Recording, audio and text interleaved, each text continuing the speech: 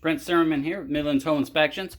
Performing a home inspection here in Omaha this afternoon. I want to point out year-old furnace has been installed in the house. We do not have any stickers anywhere along the exterior for installation or inspection from the city itself. And as we were inspecting the unit, we do notice that they did forget to install a location to add an air filter. We got return air coming down through here.